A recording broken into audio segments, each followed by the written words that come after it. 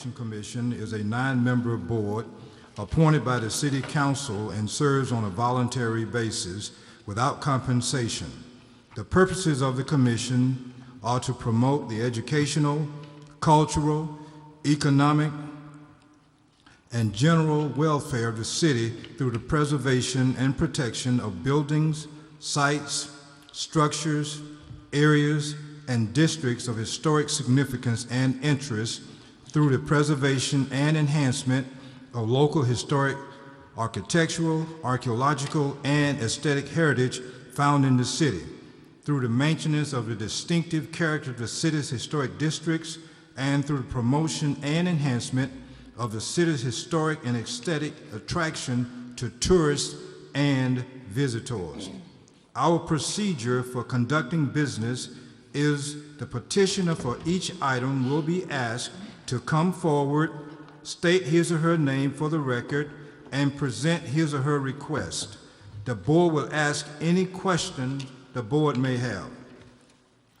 Once the public testimony and discussion for a particular item have concluded, the members of the board will deliberate and render their decision. Members with a personal or financial interest in any request are required to recuse themselves from voting. I take this opportunity to ask each member of the commission to introduce him or herself, and we'll start from my right and the audience left. Cindy Keeping. Doug McCants. Dallas Hanbury. Carol King. Brian Mann. James Long. And I'm Richard Bailey, and I have the honor of serving as the chairperson of this Historic Preservation Commission. And I'd also like to recognize our land use staff with us this afternoon. To my right is Ms. Christy Anderson, and to my left are Ms. Paula Richardson and Ms. Adina Kramer. As we begin to prepare for our meeting this afternoon, I'd like to also bring to everyone's attention a quorum of the Historic Preservation Commission is 5 members of the 9-member board. It takes 5 votes of the HPC members in attendance to take action on each item, either for approval or denial. Example, 5 members quorum present. 5 members votes are needed to pass a motion for approval or denial.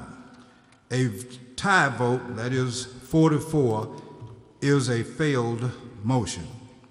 So, with that being said, I'd like to open our meeting this afternoon for deliberation, and because I have another engagement, I have asked our Vice Chairperson, Ms. Carol King, if she will conduct business in my absence this afternoon. So I now turn our meeting over to our Vice Chairperson, Ms. Carol King. Thank you. Thank you, Dr. Bailey. First on our agenda tonight, we have a special presentation. I want to introduce Kelly Hallberg, and Kelly will do a presentation on some of the happenings at Landmarks Foundation. She is our Curator of Education for Landmarks Foundation at Old Alabama Town, which operates Old Alabama Town for the city of Montgomery. So, Kelly? Okay, well, first of all, thank you very much for giving me the opportunity to come here this evening and tell you a little bit about what we're doing at Old Alabama Town. Okay, Landmarks Foundation at Old Alabama Town is a 501c3 nonprofit organization. Our mission is to preserve, interpret, and present Central Alabama's architecture, history, and culture. Through collaborative efforts with the city of Montgomery, over 50 19th and early 20th century structures have been authentically restored, which are located along 6 blocks in the historic downtown Montgomery. Okay, the Ordeman Mitchell Shaw House, which is located on the corner of North Hull and Jefferson, this was the first acquisition. It was purchased in 1967. The top left photograph is what it looked like at the time of purchase. The top right photograph is the outbuilding behind the house, and then the bottom photograph shows the restoration in progress. You can also see there's a structure in the front, contract archaeology firm was brought out, and they found evidence of outbuildings. They found a brick foundation. They also found the location of a 60-foot well behind the house as well. So that's part of our preservation efforts for this particular building. What we are currently working on now is what is called an interpretive plan. This is our interpretation and how we're presenting part of our mission. So an interpretive plan is a long-range plan that serves as a guide for interpretation that outlines museum content, audience, and methods of presentation. The reason we're doing this is to fully integrate and to expand on the history of all people who lived and worked in central Alabama in the 19th century. Our ultimate goal is to increase the quality of our visitor experience using material culture, interactive learning, and allowing for personal connections to be made. This is what the Orderman Mitchell Shaw Townhouse looks like today. And you can see the well structure there that's been recreated, and the original two-story slave dwelling that was in the previous picture, and that's what it looks like today. Now, when this building opened to the public in 1971, the interpretation was based on Charles Orderman, who was the German architect who designed this Italianate-style building. And today, the guided tour starts outside, again talking about Charles Orderman, the Italianate style, the things that go into why it is an Italianate style building. You go inside the house, we talk about the Mitchells, which were the first owners to actually live in the home from 1854 to 1858. All of the exhibits inside the home represent that time period. And then when you walk out the back door, you notice that we have what we call the workyard. We have the two-story slave dwelling, we have the barn, the carriage house, and the outbuildings that have been reconstructed. So what we're currently working on is expanding our narrative and talking more about the enslaved community who once lived and worked at the Orderman Mitchell Shaw Townhouse. Now, some of the questions that we often get are, how many enslaved people did the Mitchells own? What were their names? Things like that. Well, we've been doing some research, and one of the research things that we found was we looked into the 1850 census. Now, what it lists is the names of the owners, but it does not list the actual names of enslaved persons. What it does list is whether they were male or female, gives their age, and at the time if they were considered black or mulatto. But further research has actually showed us the prenuptial agreement between Julius Caesar Mitchell and Rebecca Murdoch. And in this prenuptial agreement, when we transcribed it, we found the names of at least 11 enslaved persons who actually were considered property of Rebecca and came into the marriage. So there's a possibility that one, some, or all of those names listed there could have at one point been at the Orderman Mitchell Shaw Townhouse. Now this is the picture of the kitchen. The two-story slave dwelling, we had the kitchen on one side, the scullery on the other side downstairs, and the living spaces upstairs, which I'll get to in just a moment. Because we're expanding our narrative with the enslaved community, we're also expanding our vocabulary that we are used. Notice I've been saying the enslaved. You see, we want our visitors to understand that slavery was something that happened to individuals. It's not who they were as people. A person who was enslaved was somebody who was forced to work without pay, to obey commands, and had no freedom. But we want our visitors to understand that these people, while they were enslaved, they were more than their circumstances allowed. Now, because we currently don't have any specific stories on any specific person, we are focusing on the tasks that would have been done. So, for example, here in the kitchen, we focus on how everything would have been prepped by hand. They would have had to endure, in the summertime, the heat of the fire and the heat from the wood-burning stove. Now, these two pictures are upstairs in the living quarters. Now, the thing is that part of our interpretive plan is that we want to move away from speculation and conjecture and go more towards documentation. As of right now, this is set up as our interpretation of what could have been in this space. Now, we have all different kinds of visitors who come through, and they have different levels of interest and learning styles. So some people, they like to see the space with something in it. It gives them a visual. And because of this, we often get asked, how many people could occupy this particular area? Well, one of the things that we would like to do is to create sort of an open space for our visitors and make it an interactive experience. So one of the rooms, we're going to take all the artifacts out of that room, have it completely open, so that the visitors can not only focus on the architecture of the room itself, but they have a place of quiet reflection. They're able to write a message of remembrance, or if there are any thoughts or feelings that they're feeling at the time, they would have an outlet, a way to get it down on paper. We would also like to create sort of a memory wall, not only listing the names of the enslaved people that we believe could have once been at the Orderman Mitchell Shaw Townhouse, but also in Montgomery County. So we're keeping a running list as we come across those names. And actually on the picture there, I have the names of the people that were listed in the prenuptial agreement, along with their ages. Now, this gentleman here pictured on the left, this is Joseph McGill. He's the founder of the Slave Dwelling Project. If you're not familiar with this, he started this where he would go and stay in different slave dwellings and cabins along the East Coast, and he's actually opened them up to the public. And you can see there's a group of students down below. He has actually come to Old Alabama Town twice. Once he stayed overnight in the slave dwelling by himself, and then the second time he has the group of students who came and they wrote about their experience. This particular photograph of him with his fingers on the wall was taken at the Hermitage, Andrew Jackson's home. And Carol King and I were at the Slave Dwelling Project conference in October, and this was one of our destinations we had to go to. And what he's doing is he's got his fingers on the bricks. It's kind of hard to see, but if you look at the top picture, there's indentions of where there's fingerprints from the persons who actually made that brick. And that's something that we're currently looking at as well, is to see if maybe we can find evidence of fingerprints in the bricks in our structures. I also want to say that we are excited to be able to work closely with Joseph McGill, and he's actually scheduled to come back to have an overnight visit in September of 2019. So keep looking for more information about how you can possibly be a part of that. Now, we're not just talking about the enslaved community in Old Alabama Town. We're going to also continue the story into the other buildings that we have, and these are just two examples. We continue the story of after emancipation and after the 13th Amendment.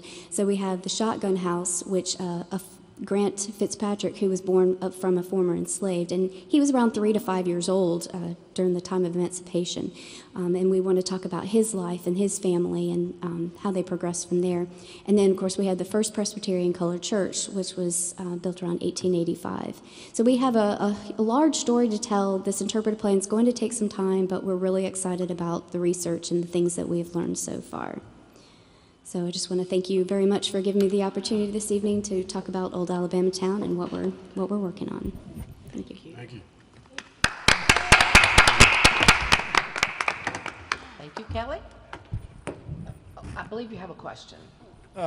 Kelly, I was curious, what in the literature or the museum literature, that is, and interpretive literature, and at other institutions, what are you consulting, what's guiding you as you guys undergo this revision process to the interpretive plan? You're asking what started the whole... No, I'm asking what sort of materials are helping guide the process. Are you looking at other institutions? Are there particular works in the literature that you're looking at? I'm really glad you asked that question, because when we started the interpretive plan, we actually had no idea what exactly the interpretive plan was. There actually isn't a one set definition for one, so I kind of created it. We were doing research in what other museums are doing. The National Historic Museums like Monticello and Montpelier, they're actually in the final stages of completing their interpretive plan to completion, meaning they have also created an exhibit. So we're looking at what they've done, and we've collaborated with some of the people who have been a part of that. So in working with the people themselves, doing the research online, and also just kind of seeing what other people have done on the small scale. Obviously, those are larger historic sites. So just doing the research of what other people, other like content like museums are doing is what we're basing what we're doing on. And I noticed, too, in your presentation that one of the goals, obviously, is to be a little more faithful to some of the stories that happen, or things that possibly occurred there. But another goal I saw was to meet some target audiences a little bit better. Can you speak a little bit to who you're trying to engage with in terms of audience? Mm-hmm. Absolutely. Well, first of all, it doesn't matter who comes through the door. We try to meet people where they are, their interest level. And it doesn't matter what gender they are, what race they are. Sometimes it doesn't matter what age they are. They all have an interest in what we're talking about. And so we want to make sure that in our interpretive plan, we have what's called key concepts for every building. And we want to make sure that everybody walks away from our site knowing the same information. It just maybe be presented in a different way so that it meets our visitors on their level of interest and their level of learning. And we want to open it up to all people because we have visitors from all over the world as well who are very interested in the history of not only Alabama but of the United States. So we try to address all those interests and answer the questions that anybody may have. I'd like to ask you a question. Are you reaching out to the local educational institutions, high schools, elementary, colleges, and what, et cetera? And because we're in our beginning stages, we are those are all the things that we are planning on doing. We want to reach out to descendants of maybe of any of the enslaved descendants that may still be in the area or outside. We'd like to make them as much involved in what we're doing because it is a part of their legacy as well. And so it's something that we are looking into. We're also kind of using our interpretive plan when we have school groups or certain groups come in. We talk about what we're doing and seeing how it's received, seeing if it makes sense or anything that we can improve on. Because when you're staring at something so long, you see it in one way, but you have somebody with fresh eyes and they can give you a perspective. So we want to make sure that we're on the right track. And we've gotten positive feedback from so many different groups of people who have come through with what we're doing. So.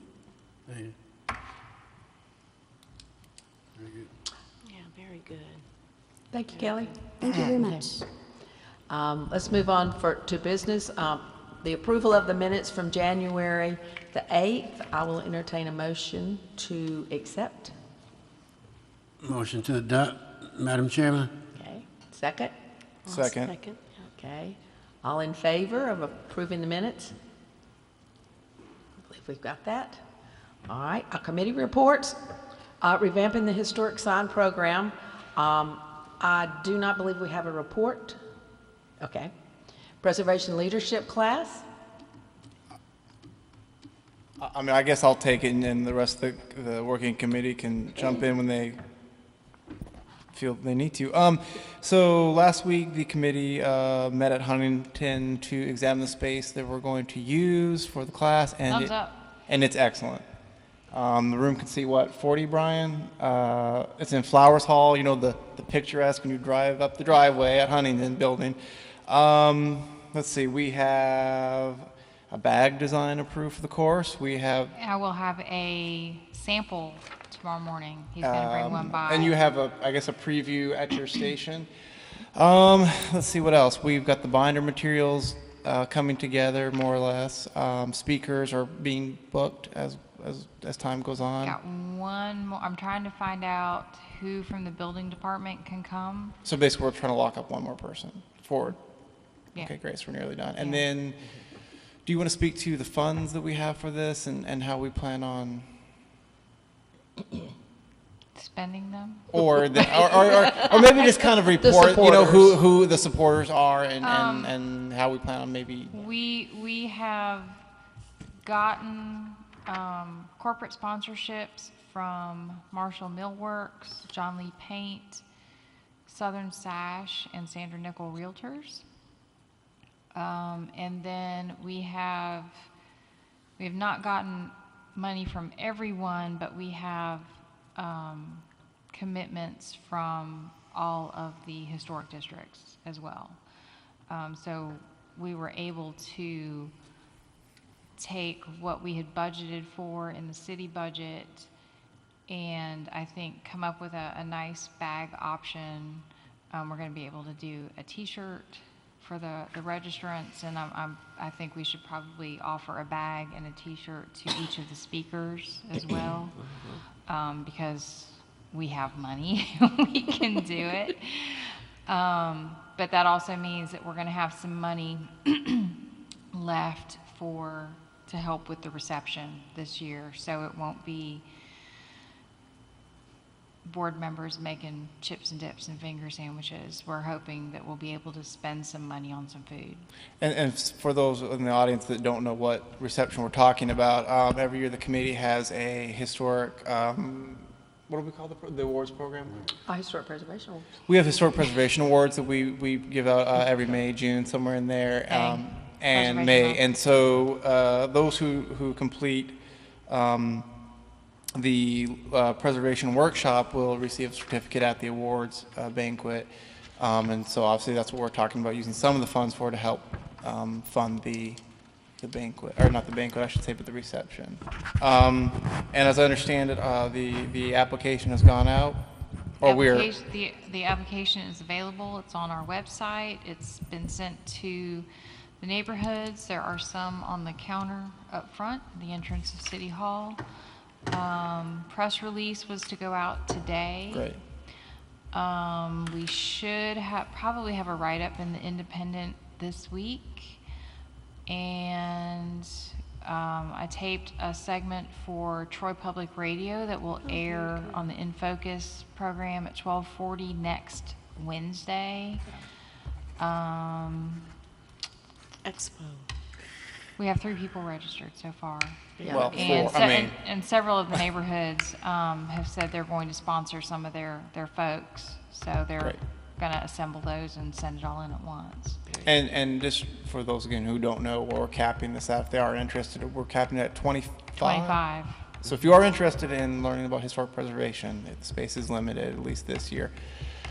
That is all I have, Madam Chairman.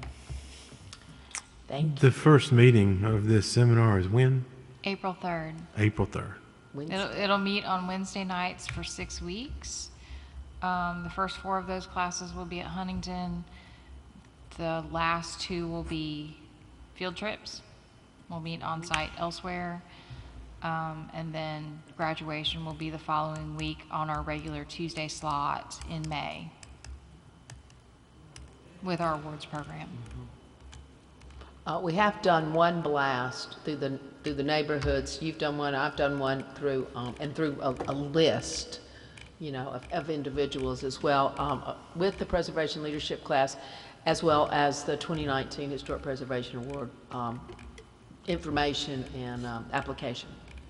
And the folks at Southern Sash were interested in a couple of the classes, but not all of them. So I asked them not to register, and that if they would let me know which ones they were interested in, I would come out and just do something for them. So they get the pieces they need. Since they were a sponsor, I figured, I told them I would rather have all my classes full of people who were going to come every week, and I'd just come out and do a special program for them. Yeah, that's good. Okay, anything else? All right, 2019 Historic Preservation Awards. We have been meeting and we're getting prices for all the things involved. And I anticipate that we will meet again to create the structure of the award reception and the awards presentation. And so in terms of the actual awards categories, we're keeping those the same? Yes. We kept those the same. It went out with the date changes as it went out last year.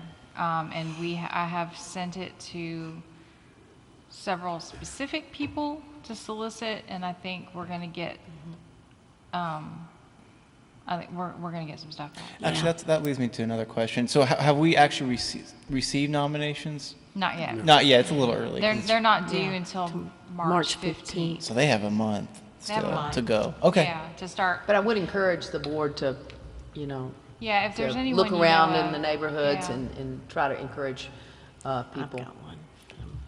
Good. And it doesn't have to be a designated, Correct. Right. unless, okay, right. It does not have to be in a It historic should be 50 years old, It- and the work needs to have been completed last year. Man, the Bell Building sure looks I good. just thought Yeah, about not done something. yet. Over there around from my office, the back of the Ashley I Gilchrist. thought about that today when I drove They've through put a there. lot of money into that. I Yeah. haven't seen it, but I've heard it's Where- beautiful. Where Pfeffer Road The moved. architectural firm. Yeah. That'd be probably an outstanding. I thought about that when I was over there. Actually, it was yesterday. I was over there and I saw the back of that and thought about that. So I was gonna send them an email. Maybe you could take them an application, or encourage them, or There's more you out can in the write lobby. it. You can write it too. Yes, it can be self-nomination, or it can be outside nominated too. So, And the nice thing about some of the self-nominations is especially if they have pictures, like before. Right. they'll have good. And project pictures. And this would give them a way to, show off their work. Yeah. So. It also, on the nomination there, I believe there was a spot where you could talk about your contractors, so it's also a way for word on good contractors and people who are interested in preservation work and get their name out there too, so. Yeah. They're not expected to talk at the awards, though, right? No. Right. Very good. They're like children. They should be seen and not heard. And just take your. We are televised, by the way, Chris. Pick up their award and have their picture. Okay, That's right. Okay, Eat a piece just of keep in cake. mind, this is coming from a woman with no children. So we'll just Okay. leave it at that. Okay. Resolution for Preservation Month. This was really a question for y'all. The press release that Griff Waller put together to announce the programs actually states that Montgomery recognizes May as Historic Preservation Month. So I said, well, I guess we'd better do it. It's really a question of whether or not I should put this on the agenda for March or April. I'm going to guess, and I will check with Mac McLeod. I'm going to guess that they probably want to put it on the May Council agenda and not mid-April. Be more effective, I would think. Yeah, so I think we could probably push that to our April agenda, but I'll check on that. Right, if we could do, I think we had a nice turnout last May, and then it also creates interest for the ceremony the week later, the Right. Preservation Awards, Right. and the graduation for the leadership seminar too, so. We're building it up. Yep. Okay. Any more old business?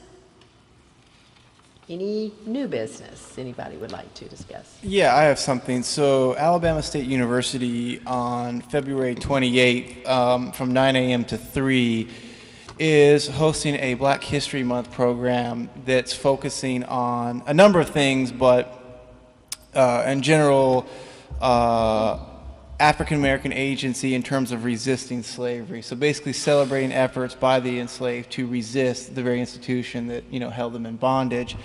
Myself and our presenter tonight, Kelly Hallberg, as well as Steve Murray, the director of the Alabama State Archives, will be presenting in the afternoon session.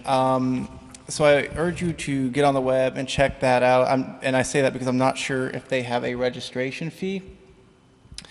But it would be an ideal opportunity to learn a lot about, I think, a portion of Montgomery's history that definitely deserves a little more attention than it gets. So that's February 28th, 9 a.m. to 3 p.m. Oh, in terms of site, right now it's going to be in the Acadome Ballroom, but that location has not been 100% firmed up just yet. So So I could send something out later. Yeah. When we get, because we've been looking for that too, Yeah. Kelly and I, so. All right, do we have any more announcements? Do we have an opening on the commission? Yes. Okay. One or two. One that we know of. And Counselor Larkin and the clerk's office have been, we sent them a letter at the same time we sent Ms. Bush a letter, and copied the mayor's office on that as well. So You get the resignation letter? Not really? no, Didn't think so. do we need it? Absolutely not. we didn't get one last time. No, we don't But require that. and of course, she's not here either. So Do we have a timeline as to when we might get this new member, or just whenever it happens? whenever council gets around to it. Do we have nominees? I try to keep a list of folks who are interested or might be good candidates that I can follow up with. to Oh, I see if meant, they're- is there a short list? I'm Is sorry. there a short list? I could have phrased that better, yeah. I mean, I have a list, but sometimes council members ask for suggestions and sometimes they don't. I make sure that we send them the qualifications for the board in hopes that they will at least abide by that. So we're essentially just in a holding pattern until. Yes. Okay. Do we make the decision as to how long we'll wait on the, not the empty spot, but the other one that's being explored? The other one, The other member who does not regularly attend meetings. we have to track the attendance, and we do that. We have to, we give city council an attendance report of the board, so they know their appointees are showing up. Okay. So we had not hit that threshold with the Oh, other okay. one.